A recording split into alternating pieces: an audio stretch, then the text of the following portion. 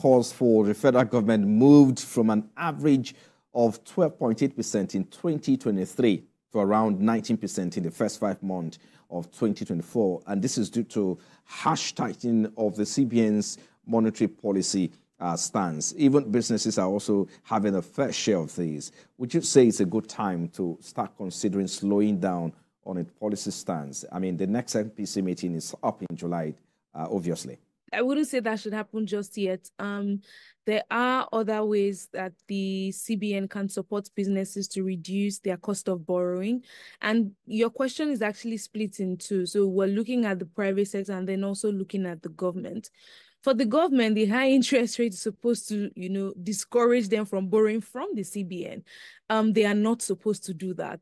We've seen how detrimental that has been to the economy over the years. When we saw an increase in ways and means advancements from, the CBN under Emefiele's time to the President Buhari regime at the time, and that significantly made our monetary policy, regime very loose, and the bulk of all of that is what we're still dealing with today, especially when you consider the fact that that debt has now been securitized to add to Nigeria's total debt stock, right? So it's not advisable that the CBN would borrow to the federal government. And thankfully, the new CBN governor has already reiterated that they're not going to venture into such, at least in the meantime, and at least based off of what he's saying. And we would take his word for it at the moment. The key thing here is that for the federal government to borrow from anywhere, they're obviously going to be scouting for low interest rates loans. And that's what the Minister of Economy and Minister of Finance has already been doing. We don't expect that they're really going to get so much of that because the interest environment globally is high.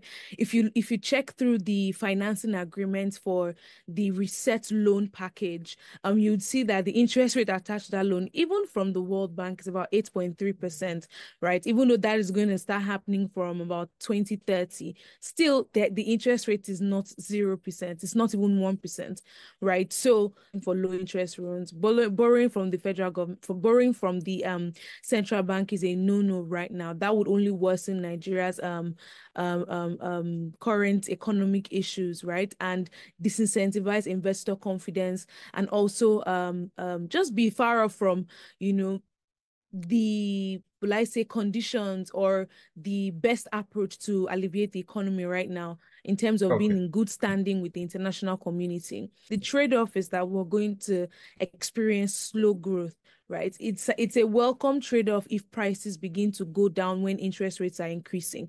And so the only unfortunate thing now for Nigeria's context is that the exchange rate as well is significantly depreciating, right? So the attention solely should be on stabilizing the exchange rate, because from there, businesses will, see their input cost materials also reduce substantially.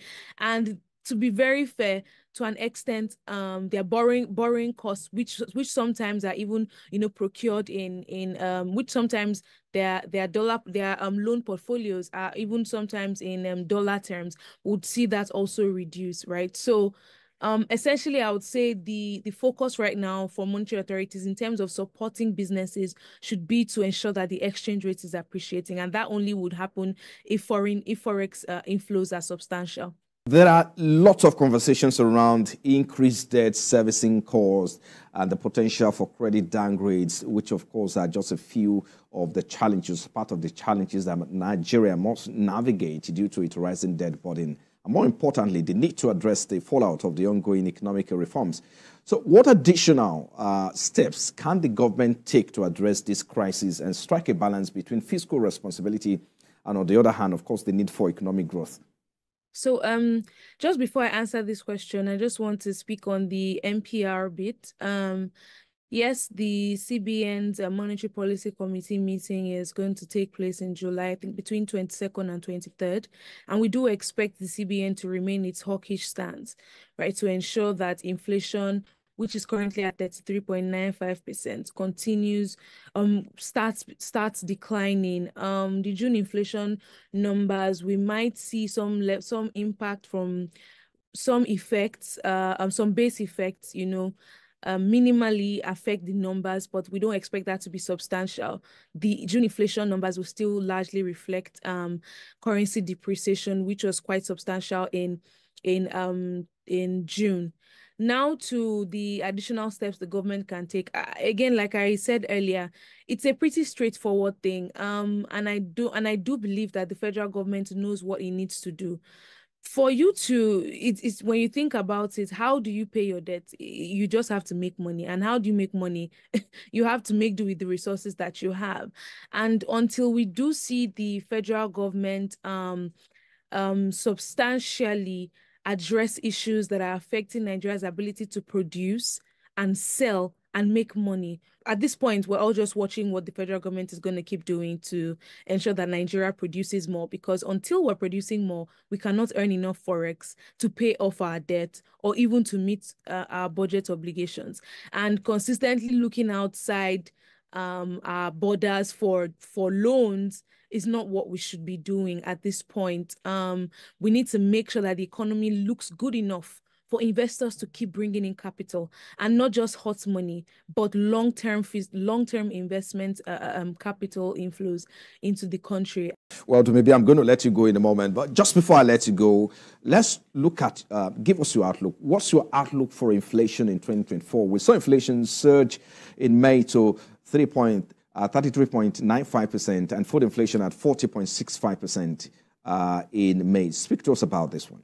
I mean, our outlook for inflation is for 2024, it's around it's between 30% to between 27 to 30%. And the reason why this is the case is because we're considering the impact of base effects on the headline inflation numbers in Q3 before we see, like, maybe to some extent an uptick in inflation again. We're also our forecast also consider the impact of this World Bank loan on reserves and the CBN's ability to somewhat support the currency when it decides to, and how that would, in turn affect output and then prices. So that's where we expect inflation to be for the end of the year. But to mention, or what they have mentioned is the fact that our forecasts are reviewed monthly. So by when the June inflation numbers come out, these numbers will be updated again to reflect current market conditions. What a good place to leave it. Thank you so much for your time. Mrs. Dumebi Oluwole is a senior economist at STS. We appreciate your time on Business Week. Thank you for having me. Well, have a great weekend. You've been watching Business Week, and just before we let you go, let's tell you that Nigeria's external reserve hit a new milestone in June, rising to $34.07 billion, the highest level since March 2024. This is according to data by the central bank's external reserve position, as figure rose substantially by $1.3 billion in June to $34.07 billion. Last week, external reserve reached a 3-month high when it rose to $33.5 billion and has continued to surge since then, topping $34 billion for the first time since March. Well, and that's our show this week. Thank you, everyone, for sharing your weekend with us. I am Franco Malape. I'll see you again. Bye-bye for now.